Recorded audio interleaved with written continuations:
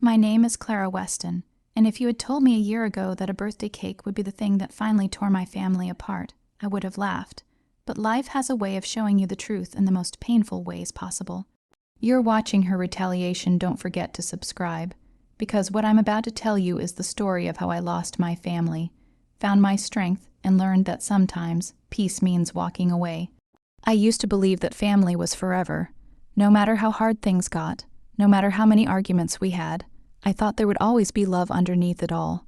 My mother, Linda, raised me to think that loyalty to family was sacred, that even when they hurt you, you stayed. But I've learned that blind loyalty can destroy you faster than betrayal ever could. I was 25 when I had my son, Ethan. His father wasn't in the picture. He left the moment I told him I was pregnant. For a while it felt like my life had ended before it even began. But when I held Ethan in my arms, tiny and fragile, something inside me shifted. I promised myself that no matter what happened, I would give him the childhood I never had, full of warmth, safety, and love. My mother helped me in the early years. She'd babysit when I worked long shifts at the diner. She'd bring groceries sometimes, and she'd always remind me how much she was sacrificing for us. I used to thank her endlessly, not realizing that her help came with invisible strings. I didn't see it back then, but I was slowly being trained to believe that I owed her everything. My older brother, Mark, was the favorite, always had been. He could do no wrong. When he got married and had twins Chloe and Connor, my parents acted like the royal family had produced heirs. Their pictures were everywhere, their stories filled every dinner conversation, and my mom's social media was flooded with their faces. I didn't mind at first. I told myself it didn't matter, that Ethan and I didn't need to compete for love. But deep down, I noticed how my mom's voice softened when she talked about them, how she'd proudly say, "Chloe's already reading chapter books," or "Connor is so gifted in math." And then when I tried to share something about Ethan, his first drawing contest, his soccer goal, she'd nod absently, saying, "That's nice, honey." Before changing the subject back to the twins, Ethan noticed too. One night when he was 8, he asked, "Grandma likes Chloe and Connor more than me, right?" I froze, because how do you answer that when your child is right? I told him, "Of course not, sweetheart. She loves you in her own way." But even as I said it, I didn't believe it myself. Last year, Ethan turned 10 double digits, as he proudly called it. He'd been planning his birthday for months, drawing little decorations and writing a guest list of his friends from school. We didn't have much money, but I saved every tip, every spare coin. I wanted him to feel special, to have one day where everything was about him. 3 days before the party, my mom called. I answered, already smiling, thinking she was going to offer help or maybe ask what gift Ethan might like. But her tone was cold. "Clara," she said, "I think you should postpone Ethan's party." I laughed at first, thinking she was joking. "Postpone it, Mom, we've been planning it for weeks." She sighed. "You know, Mark's twins' birthday is next week. They've been talking about their party for months. It wouldn't be fair to them if Ethan had his celebration first. They'd feel like their birthday isn't special." I was stunned. "Mom, that doesn't make sense. Ethan's birthday comes first. We're not competing with anyone." "You always make everything about you, Clara," she said sharply. "I'm trying to avoid unnecessary drama. You know how sensitive Chloe and Connor are." Sensitive? They were spoiled rotten. They got everything they wanted, the newest toys, the biggest parties, the constant praise. Ethan just wanted cake, balloons, and to play soccer in the backyard with his friends. I tried reasoning with her, but she refused to listen. The next day, Mark called me himself, and the conversation was worse. "Clara, Mom's right," he said. "It's selfish to make your party before ours. The twins will think you're trying to outshine them." "Outshine them," I said, my voice shaking. "Mark, it's a 10-year-old's birthday. It's not a competition." He chuckled in that infuriating, patronizing way he always had. "You've always been dramatic, Clara. You love playing the victim." That word hit like a slap. Victim, that's what he thought. I was a whining single mom jealous of his perfect life. I wanted to scream at him, to tell him how hard I worked just to keep the lights on, how every moment of Ethan's life was built on my sacrifices. But I didn't, because what was the point? They'd already decided who I was, the lesser one, the afterthought. That night I sat by Ethan's bed. He was sleeping soundly, his arm wrapped around his stuffed dinosaur. His birthday decorations, the ones we made together, were neatly stacked on the dresser. He had no idea that his grandmother and uncle wanted to take that joy away from him. I stared at him for a long time. The little rise and fall of his chest, the innocent trust in his face, and something inside me broke. I realized I'd spent my entire life begging for scraps of affection from people who didn't think I deserved any. I was done. The next morning I called my mom. "Mom," I said, trying to keep my voice calm, "Ethan and I won't be coming for Sunday dinner anymore." "Don't be ridiculous," she said. "You're overreacting." "I'm not," I said. "You made your choice. You chose who mattered in this family, and it's not us." There was silence. Then she muttered, "You're making a mistake, Clara." I almost laughed. "No, Mom, I'm fixing one." And I hung up. That evening I packed our bags, not just for the night, for good. I told Ethan we were going on a little adventure, and his face lit up. We moved into a tiny apartment on the edge of town, 2 rooms, old furniture, and a small balcony that overlooked the hills. It wasn't much, but for the first time it felt like ours. That night I threw Ethan a birthday celebration anyway. I baked a small cake. It was lopsided and uneven, but he didn't care. We strung fairy lights across the ceiling and danced to his favorite songs. I watched him laugh until his cheeks hurt. When he blew out his candles, he whispered, "Mom, this is the best birthday ever." And for the first time in years, I believed him. In the days that followed, my mom called several times. I didn't answer. Mark sent me long messages about family unity and how I was teaching Ethan resentment. I deleted them all. I'd spent too long chasing their approval. It was time to build a world where my son didn't have to earn love. Weeks turned into months. Our little apartment slowly turned into a home. Ethan helped me paint the walls, pick out curtains, and plant flowers on the balcony. We started new traditions: movie nights, pancake Sundays, and evening walks. I got a new job at a local bookstore, surrounded by quiet shelves and kind people who didn't judge me. Every night before bed, Ethan would say, "Mom, we're happier now, aren't we?" And I'd smile and say, "Yes, baby, we are." I didn't realize how true that was until almost a year later. Because one afternoon, as I stood outside Ethan's school, waiting to pick him up, I heard a voice I hadn't heard in months, my mother's. She was standing by the gate, talking to Ethan's teacher, a look of surprise frozen on her face as she saw how happy he was surrounded by friends, laughing freely, confident and bright. Her perfect golden grandkids had never looked like that. And I saw something flicker in her eyes, a mix of guilt, confusion, maybe even regret. But it didn't matter anymore, because the woman who used to control my every emotion was now just a stranger watching a child she'd failed to love properly. I thought that would be the end of it, that we'd stay free, happy, and untouched, but I was wrong. Because when my brother saw how happy Ethan was, his jealousy turned into something darker, and that's when the real storm began. I thought leaving my family behind would be the hardest thing I'd ever do. But it turned out the hardest thing was staying away once they realized they'd lost control over me. For the first time in my life, I was happy, genuinely happy, and that's what drove them insane. It started small, a few messages from my mother, then a few more. At first they were sweet, "I miss you, Clara," and "Ethan should come visit, it's been too long." But when I didn't reply, the tone changed. "You're being selfish," she wrote once. "A mother doesn't cut off her family just because of a misunderstanding." I stared at those words for a long time, wondering if she truly believed what she was saying. To her, what happened was just a misunderstanding. To me, it was a lifetime of being invisible. Ethan was thriving.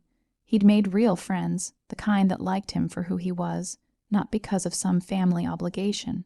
His confidence grew each day. I'd see him helping other kids with homework, playing soccer in the park, laughing until his voice cracked. Sometimes I'd watch from the window, and my heart would ache not from sadness, but from pride. I'd finally done something right. Then one Saturday afternoon, as I was reading on the balcony, my phone buzzed. It was a text from Mark. "Mom wants us all together next Sunday. Family barbecue. It's time to make things right." I didn't respond. A few minutes later, another message popped up. "You think you're better than us now because you have your own place. Don't forget who helped you when you had nothing." That one hurt not because it was true, but because it was what they always threw in my face. Every bit of help, every favor turned into ammunition later. I put the phone down and decided I wouldn't let them ruin another weekend. But Ethan saw the messages. He came up quietly, holding his sketchbook, and asked, "Was that Uncle Mark?" "Yeah," I said softly. "He wants us to go see them. Do we have to?" His voice was small, uncertain. "No, sweetheart. We don't have to do anything that hurts us." He smiled with relief. Then he said something that stayed with me for months. "I like it when it's just us, Mom. It feels peaceful." That word peaceful made me realize how much chaos we'd been living in before. A few weeks later, something unexpected happened. Our landlord, Mr. Harris, an old widower who lived downstairs, asked if Ethan could help him with his garden on weekends. Ethan loved it. Every Saturday, I'd watch him digging soil, planting flowers, laughing with Mr. Harris as they worked. It became a sweet friendship, something pure and gentle, that reminded me of what family should feel like. One afternoon, I took a picture of them, Ethan grinning with dirt on his face, holding a little pot of daisies, and posted it on my small social media page. I rarely posted, but that picture made me proud. Within an hour, my mom had seen it. Her comment came quickly, "Looks like you're doing fine without us." And just like that, peace cracked a little. 2 days later, my brother called again. This time I answered. I was tired of running, so he said without greeting, "You're playing happy family now with strangers." I sighed. "What do you want, Mark?" "I want you to stop embarrassing Mom. She sees your pictures pretending your life is perfect. Do you know how hurt she feels seeing you so smug?" "Smug?" I repeated. "You mean because I'm finally happy," because Ethan's smiling again. "You don't get it, do you?" He snapped. "You made Mom feel like a bad grandmother." I laughed bitterly. "She is a bad grandmother, Mark. She made her grandson cancel his birthday because your kids didn't feel special enough." He went quiet, then his voice dropped cold and venomous. "You'll regret this attitude someday, Clara. Families remember who turned their back first." "Good," I said. "Then they'll remember it was me who finally stopped pretending." And I hung up. For a few months, things went quiet again. But peace never lasts when someone's ego is bruised. It was early summer when I found out that my mom and Mark had enrolled the twins in the same community soccer program as Ethan, the very one he'd joined months earlier. I saw them the first day of practice, their perfect little matching uniforms, their fake smiles. Ethan froze when he saw them. "Mom," he whispered, "are they going to be in my team?" "I don't know, honey, we'll find out." They weren't on his team, but they were on the next field, and that was enough for Mark to make his presence known. Every Saturday, he'd arrive loud and proud, cheering for his kids like it was the World Cup, glancing over at us just to make sure we saw. My mom came too, clapping for Chloe and Connor, handing out snacks, hugging other parents like a celebrity. She never once looked at Ethan, not once. The other parents began to notice. A few asked if we were related, and when I explained that yes, Mark was my brother, they'd raise their eyebrows, probably wondering why there was such distance. I didn't bother explaining. I learned that not everyone deserves to know your pain.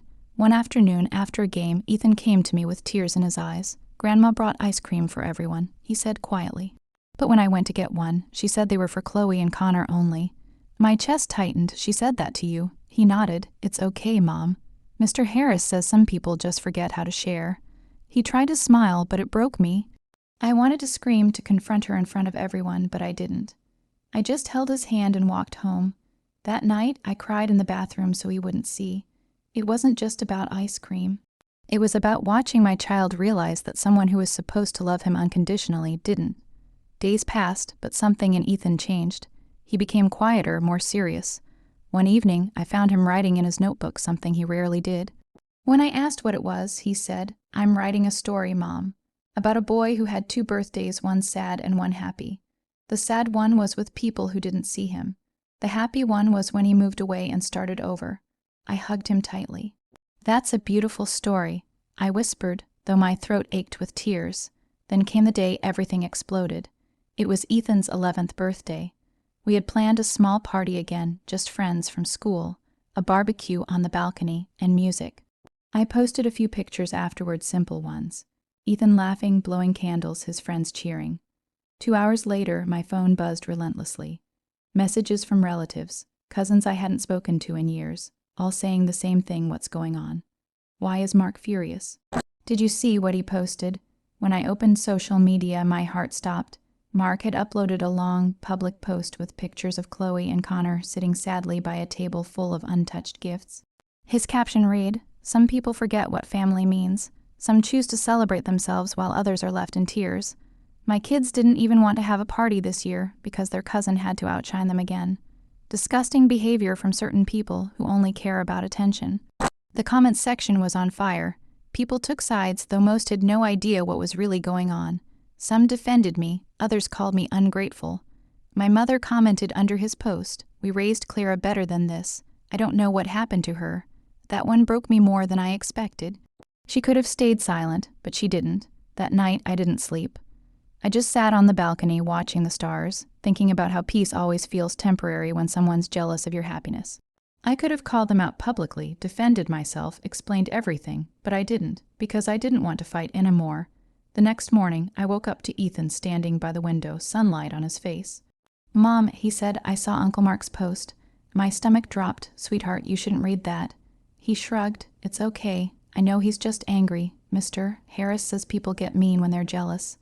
I smiled weakly, wondering how my 10-year-old had become wiser than most adults I knew. Later that day, I got a call from the school principal. Apparently, Chloe and Connor had been telling other kids that Ethan's mom hated family. Some of the boys started teasing him about it. When I came to pick him up, he looked defeated. That night, he said quietly, "Mom, maybe we should move again. Somewhere no one knows us." Something inside me hardened no. We had run enough, this was our home, and I wasn't going to let their poison push us out again. I didn't know it then, but standing my ground would be the thing that finally shattered the entire family, because what my brother did next crossed a line that could never be repaired. I didn't know what my brother was capable of until the morning everything fell apart. A week after Ethan's 11th birthday, I got a call from my manager at the bookstore. She sounded worried. "Clara," she said carefully, "someone's been calling the store, saying terrible things about you, about your parenting, about how you abandoned your family." My stomach turned cold. "What? They even said you stole money from your own mother." She whispered, "We don't believe it, but the owner's concerned." I hung up in shock, my hands trembling. Only one person could have done this. "Mark." For a few seconds, I couldn't move. I just sat there staring at my phone, feeling this mix of rage and disbelief. It wasn't enough for him to humiliate me online, now he wanted to ruin my job too. That evening, I called him. He answered on the first ring like he'd been waiting for it. Finally decided to talk. "What the hell are you doing?" I said, my voice shaking. "You called my workplace and lied about me." He chuckled. "Oh, please, I just told them the truth, that you're unstable and maybe they should keep an eye on you. It's not my fault they took it seriously. You're unbelievable." I hissed, "No, Clara, you're ungrateful. You embarrassed this family and now you're paying the price." He hung up. I stood there in silence for a long time, my heart pounding. I could feel my hands curling into fists. For years I'd let him talk down to me, treat me like a nuisance, and control the narrative. But that night, something snapped inside me. I wasn't going to take it anymore. The next morning, I went to the bookstore, held my head high, and told my boss everything from the birthday incident to the harassment. She listened quietly, then smiled. "We've seen your work, Clara. We know who you are. Don't let small-minded people pull you down." It was the first time someone stood by me without conditions. I cried quietly on my lunch break, not out of weakness, but relief. When I picked Ethan up from school that day, he seemed unusually quiet. "Everything okay, sweetheart?" He hesitated. "Grandma came to school today." I stopped walking. "What?" "She was talking to my teacher," he said. "She told her that you're not okay, that maybe I should live with her and Uncle Mark instead." For a moment I couldn't breathe, the world blurred around me. My own mother, had tried to take my child. I went to the school the next day, furious. The teacher confirmed it. Linda had indeed shown up unannounced, pretending to be concerned. The school, thankfully, had called social services to verify everything before taking action. When the officers spoke to me, they quickly realized my mom's claims were false. But the humiliation of it all, the audacity, left a deep scar. That night, Ethan came to my bed, crawling under the blanket beside me. "Mom," he whispered, "are they going to take me away?" I hugged him tightly. "Never. No one will ever take you from me."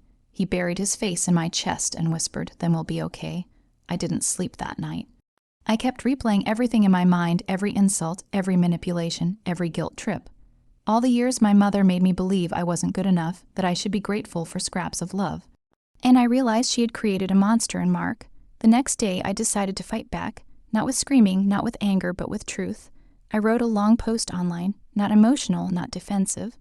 Just the facts. I told the world what had really happened, how my son's 10th birthday was forbidden, because my mother didn't want her golden grandchildren to feel overshadowed. How we left that night with nothing but bags and hope. How we built a new life with love, laughter, and dignity.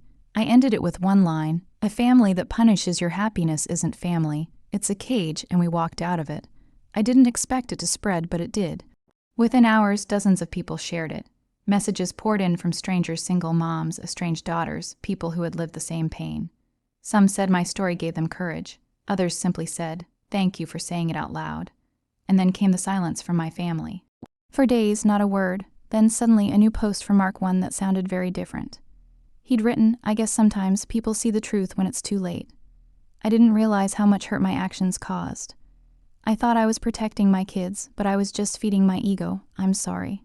I didn't believe it, not at first. I thought maybe it was for show. But then I got a call from my cousin, Sarah, who told me that after my post went viral, Mark's friends and even his wife confronted him. They were disgusted. His reputation, the one he'd built as the perfect father and son, had cracked wide open. And my mother, she disappeared from social media entirely. Weeks passed and slowly the storm settled. Ethan was lighter, happier. I was calmer too, like I'd finally exhaled after holding my breath for years. But then, one afternoon, there was a knock on my door. It was Mark. He looked defeated. Dark circles under his eyes, shoulders slumped. "Can we talk?" he asked quietly. I didn't invite him in. I just stood at the door. "What do you want?" He hesitated. "Mom's not doing well. She's been crying, saying she wants to see Ethan. She misses him." I almost laughed.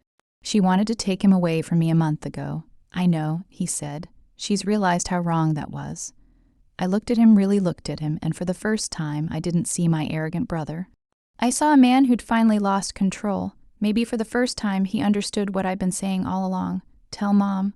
I said softly that I wish her peace, but she doesn't get to hurt us again. He nodded, his eyes wet, and walked away. That night, I sat on the balcony with Ethan, watching the stars. He leaned his head on my shoulder and said, "Mom, do you think Grandma still loves us?" I thought for a long moment before answering.